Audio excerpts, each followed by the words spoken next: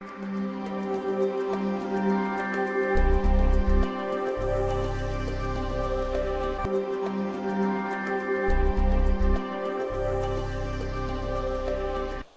a primeira com a indústria têxtil, a segunda revolução com o automóvel e a terceira com a revolução tecnocientífica. Que é importante lembrar que é a partir da segunda e da terceira revolução que vão surgir os modelos orgânicos de produção. Na segunda revolução vai surgir o famoso Fordismo, eu acho que vocês já ouviram falar, que foi exatamente o momento que você teve uma organização de produção dentro da fábrica. Esse foi o maior sucesso do modelo fordista. O modelo fordista, ele conseguiu organizar a linha de montagem. Porque agora, na segunda revolução, era um automóvel. Você montar um automóvel é algo muito mais complexo, pelo número de componentes que tem um carro. Então era necessário fazer uma divisão de uma linha de montagem. O que mais marca o modelo fordista é exatamente a esteira passando e o trabalhador repetindo a mesma atividade. Tem um filme muito famoso, todo mundo deve lembrar, do Charlie Chaplin, aquele Tempos Modernos, que ele, de uma maneira muito inteligente, ele até assim brinca e ironiza o modelo fordista no começo daquele filme. Inclusive alguns aspectos que ele bota bem marcantes. A máquina que não pode parar, ele faz um trabalho repetitivo. O próprio trabalhador que sai com problemas mecânicos até nas mãos quando sai da máquina. Então aquilo ali marcou o modelo fordista. Trabalho realmente sequenciado. E a terceira revolução industrial vai surgir um outro modelo orgânico de produção, que é o modelo da Toyota, o toyotismo, que vai sair do Japão. Já é um modelo que já coloca mais em prática um trabalho mais flexível, que vai produzir o que o mercado realmente necessita, porque o modelo da Ford, ele era muito rígido, desperdiçava muita matéria-prima, estocava muitos produtos e tinha um trabalho rígido e sequenciado, da Ford. O modelo da Toyota, ele vem com um modelo flexível, um modelo que não tem grandes estoques de produção, procura economizar matéria-prima, até porque o Japão sempre foi um país pobre em matéria-prima, e tenta trazer a maior participação de ideias possíveis do operário. O operário ele passa a ser o ingrediente dentro da empresa que ele pode dar ideias, participar, pensar. E aí a inovação tecnológica é tão marcante. Então, por isso que o Japão ele aparece nos anos 70 na terceira revolução. Porque o Japão foi revolucionário no modelo toyotista, superando o modelo tradicional, que era o modelo da Ford. Então, cada revolução industrial tem suas características. Indústrias, que é uma realidade no momento atual. Como é que as indústrias elas se apresentam? As indústrias elas estão distribuídas mundialmente. Nós começamos a usar, depois da Segunda Guerra Mundial, aquele conceito clássico que os americanos criaram, que é o modelo das multinacionais, porque o modelo antes da Segunda Guerra, que era o modelo inglês, era o de produzir e vender os manufaturados. Então o modelo americano não, o modelo americano percebeu que poderia ganhar mais levando as empresas, utilizando no país pobre a mão de obra, a matéria-prima, ganhando em cima da redução de impostos, da disponibilidade de água, e aí vai surgir o modelo das multinacionais, que hoje já é um modelo até superado, viu? Hoje nós falamos mais do modelo das transnacionais. Porque o modelo de transnacional é aquele modelo das empresas que não tem pátria. Elas estão em vários lugares do mundo fabricando etapas diferentes de produção. Por exemplo, modelo de multinacional. Empresa francesa que se instala no Brasil, traz toda a sua linha de montagem, fabrica um produto no Brasil, vende no Brasil ou no máximo aqui nos países vizinhos. Modelo das transnacionais, ela vai fabricar o seu produto, uma parte no Brasil, uma parte na Argentina, uma parte no México, uma parte lá na Romênia e vai vender o chamado produto global. Isso é muito comum hoje no setor automobilístico. As empresas, eu lancei um carro global, o carro que é vendido aqui é vendido na Europa, na América do Norte, e você vai fabricando o carro em lugares diferentes para exatamente buscando em cada lugar o que tem aqui nesse slide. Os fatores locacionais.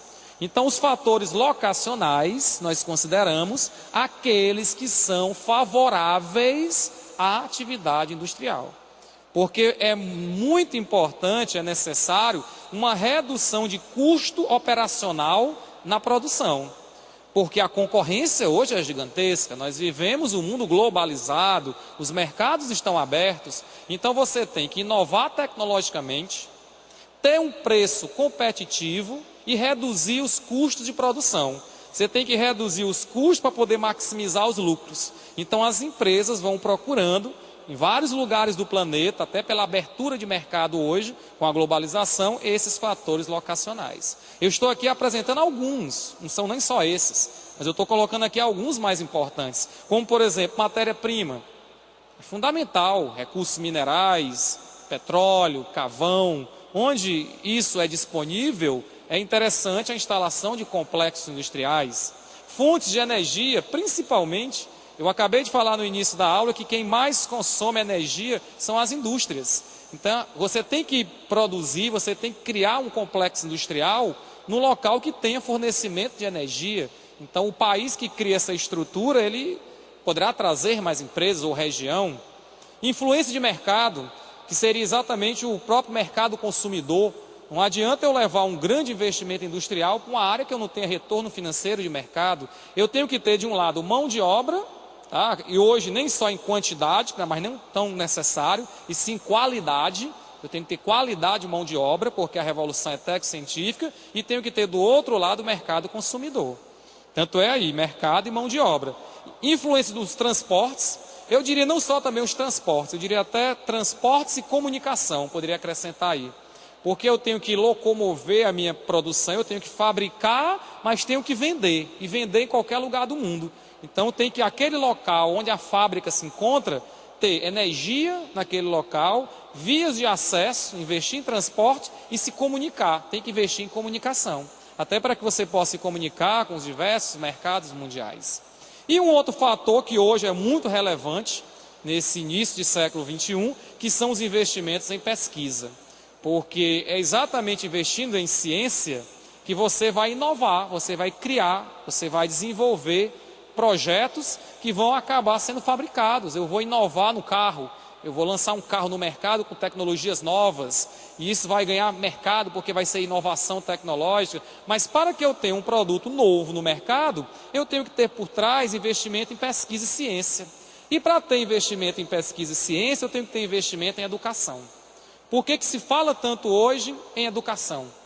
Por que é uma procura tão grande hoje pelo curso superior, como vocês estão aqui no domingo, procurando galgar a entrada de vocês numa graduação? Porque o mercado exige essa situação. O mercado financeiro exige.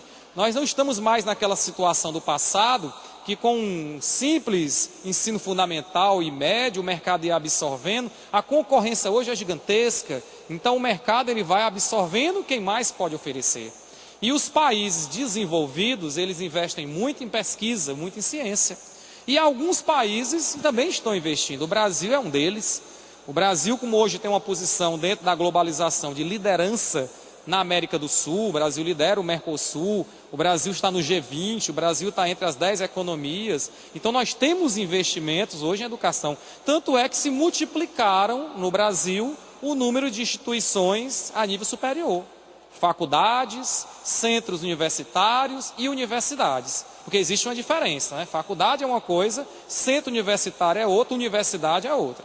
Tanto é que universidade em Fortaleza nós temos a Unifor, a Federal e a UES. E temos uma nova universidade no Ceará, que é a Unilab, que fica em Redenção. E outras espalhadas, que é a URCA, a UVA. E faculdades, temos muitas, e temos 2 centros universitários hoje em Fortaleza. Mas há um crescimento dos cursos a nível superior, porque o mercado exige um profissional qualificado. Para vocês terem uma ideia, o Brasil, nesse último quesito, que é investimento em pesquisa, nós levamos isso tão a sério hoje, que o Brasil entrou, a partir de 2008, no investimento pioneiro internacional, que foi a criação das chamadas universidades temáticas. Vocês já ouviram falar isso?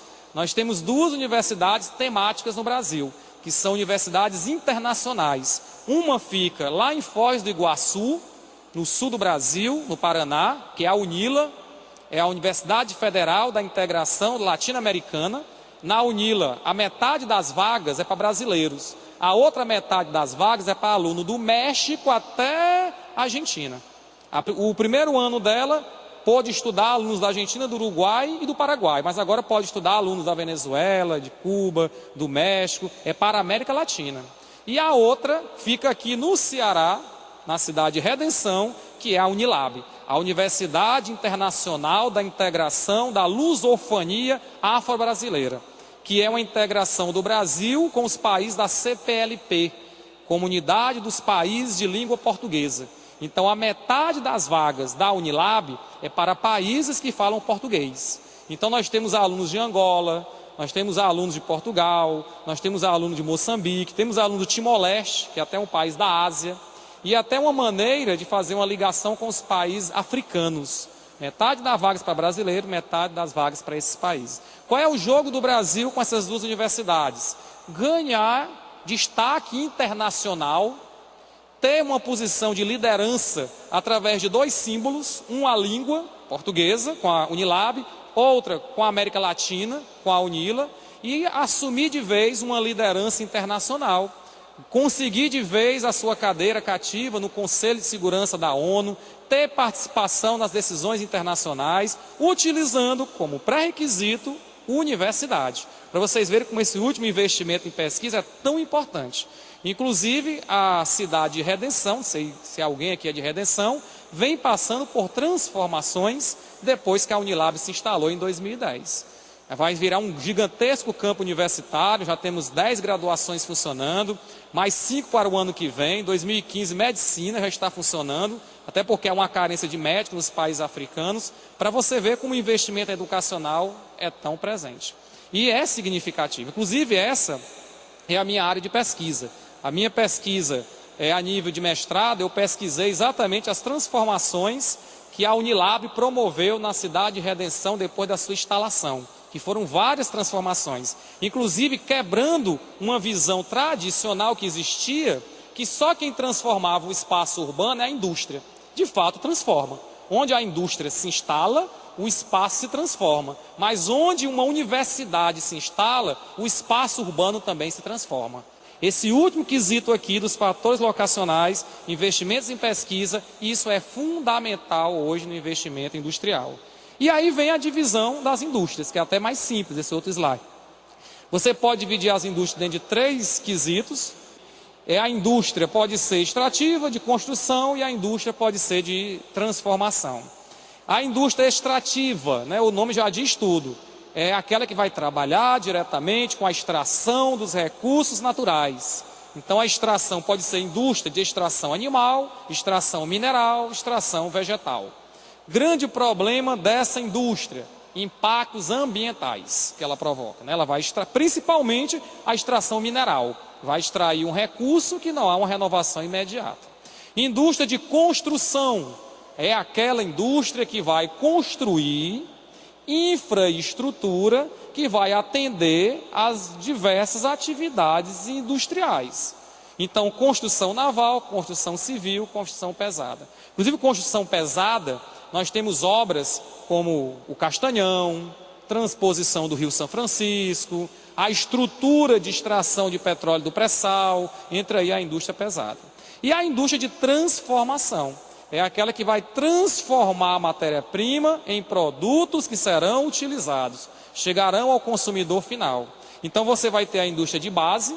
A indústria de base é a siderurgia, o setor siderúrgico. O setor siderúrgico é aquele que retira a matéria-prima da indústria extrativa e transforma em produto que poderá ser usado por outras atividades industriais. A indústria intermediária, que seria o setor metalúrgico, que vai trabalhar com a fabricação de máquinas e ferramentas que os diversos setores industriais vão precisar. E a indústria de bens de consumo, que é exatamente os produtos que nós iremos consumir. O produto final, por isso que pode ser durável ou não durável. Um automóvel é um bem de consumo durável, tá? Mas, por exemplo, medicamentos, cosméticos, são bens de consumo não duráveis. O automóvel vende, medicamento também vende. Então é aquela indústria que tem um mercado consumidor gigantesco, que somos nós.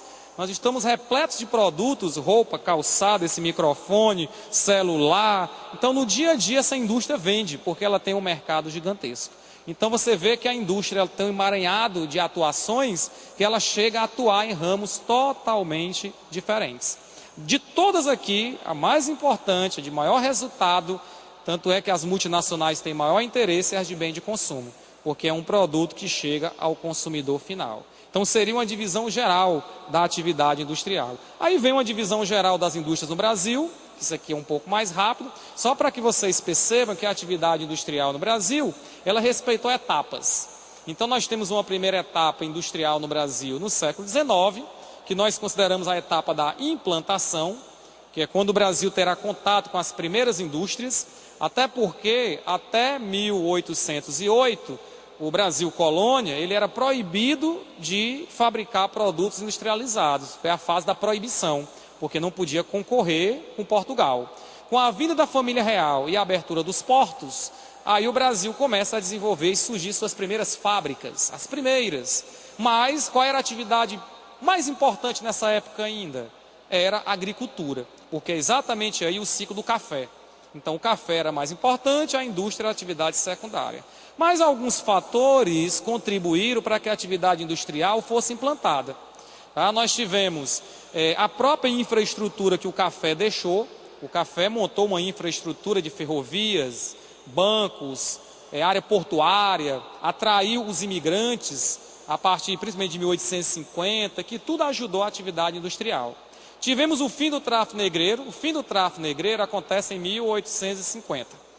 O Brasil vai libertar seus escravos só um bom tempo depois, em 1888. Mas com o fim do tráfico negreiro, já existe uma carência de mão de obra. Começa a vir para o Brasil imigrantes. E esses imigrantes eram muito mais especializados para a atividade industrial. Principalmente que em 1850 vieram os italianos, vinham de um país que já tinha enfrentado a sua revolução industrial. Então era uma mão de obra mais qualificada do que o negro escravo recém-liberto. Então os imigrantes, eles deram um impulso na atividade industrial. E outra coisa, o imigrante não era escravo, ele era assalariado, pouco salário, mas era. Então ele se tornava mercado consumidor. Não tem como você ter indústria com mão de obra escrava. Em indústria você tem que ter mercado consumidor, você tem que ter pessoas assalariadas. Os imigrantes contribuíram. O café, como eu já citei, o café ajudou muito pela infraestrutura montada pelo café. E as guerras mundiais, a Primeira e a Segunda Guerra. A Primeira Guerra vai acontecer de 1914 a 1918, a Segunda vai acontecer de 1939 até 1945. Nesse intervalo entre as duas guerras, e principalmente na Segunda, vai surgir no Brasil o que nós chamamos de indústria de substituição de importações. Porque com a guerra, os países que exportavam para o Brasil, os europeus, começaram a fabricar para a guerra, equipamentos, armas, vestuário, e houve uma carência de produtos manufaturados no Brasil.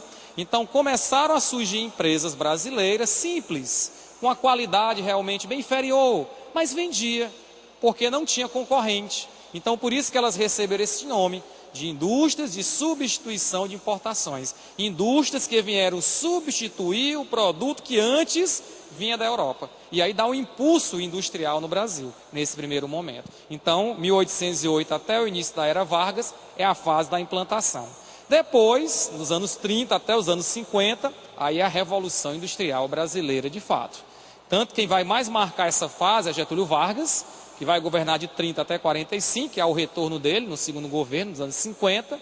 E essa segunda fase aí, que é a Revolução Industrial, ela está ligada à crise do café, e a crise do café tem uma ligação direta com a crise de 1929, que foi a queda da Bolsa de Nova York.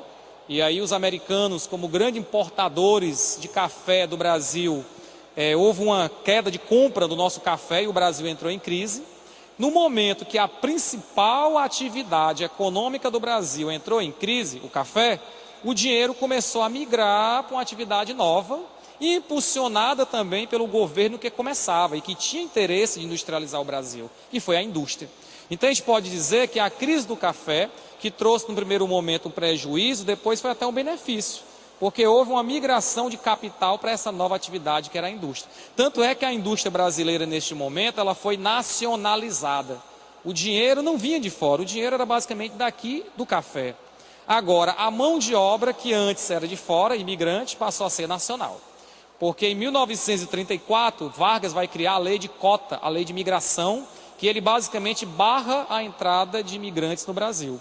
E quem vai substituir os imigrantes nas fábricas são os brasileiros. Por isso que passa a ter início aquela migração da população do Nordeste para o Sudeste, do Norte para o Sudeste, porque a industrialização brasileira começou concentrada na região Sudeste. E é exatamente daí que vai surgir o setor de base. Companhia Siderúrgica Nacional, Petrobras, Vale do Rio Doce, a indústria de base, que o dinheiro era nacional, empresas nacionais, até porque a Constituição de 1937 dizia que existia um monopólio estatal no setor de base. O setor de base do Brasil, ele foi estatizado, ele era do governo de 37 até 95. Em 95 é que a Constituição de 88 é modificada e nós começamos o processo de privatização das nossas grandes empresas. Tá? Mas esse período todo o setor de base ele foi nacionalizado e teve início no governo de Vargas.